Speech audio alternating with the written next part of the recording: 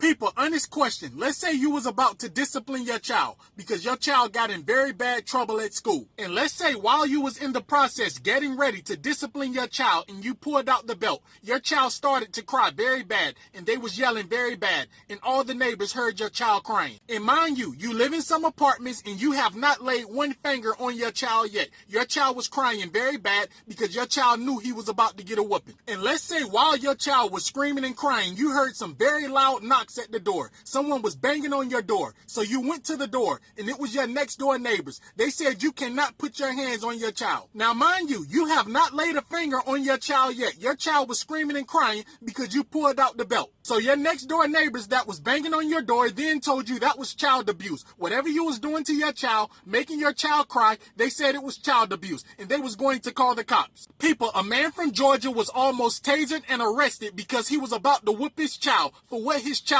did in school. Let me explain exactly what his child did in school. So people, first and foremost, this man's child was almost arrested in school. His child was put in handcuffs at school. Now what did his child do? Well, he ripped the principal tie off the principal neck and he broke everything in the principal office. And mind you, that wasn't the first time this child had issues at that school. The child got expelled from that school. Now why was the child acting up in the first place? Well, the child got into a fight with another student and when he went to the principal office, the principal threatened to call his parents. That's when the child went crazy. So when the father had to leave his job early and pick his teenage son up from school and they went home, when they got home, the father took off his belt and that's where his son started yelling and screaming and the neighbors came banging on his door. So the neighbors called the cops on this man and I don't know exactly what they told them, but the cops was very aggressive when they came. So when the cops came, they was banging on this man's door very hard. When he came to the door, they got into a very bad argument. The father was very angry. His neighbors called the cops on him and he was very angry. The cops was at his apartment. So when the cops showed up, this man was yelling at the cops and he was trying to tell them his side of the story. He was trying to tell them he did not put a finger on his child, but the cops wanted to see his child. They wanted to talk to his child by himself. So when the cops talked to the child and they checked the child for bruises, they did not find a scratch on the child. The teenage boy told law enforcement he was screaming and crying because he thought his father was about to whoop him because he got in trouble in school. The neighbors that called the cops on this man that lived on the top floor, they told law enforcement they called the cops because they thought that child was getting abused. And people, again, when law enforcement showed up, this father almost got tasered and arrested because his son ripped the principal tie off and broke everything in the principal office. His son almost went to juvenile. So people, here's my question to you. If you heard your neighbor's child crying, would you call law enforcement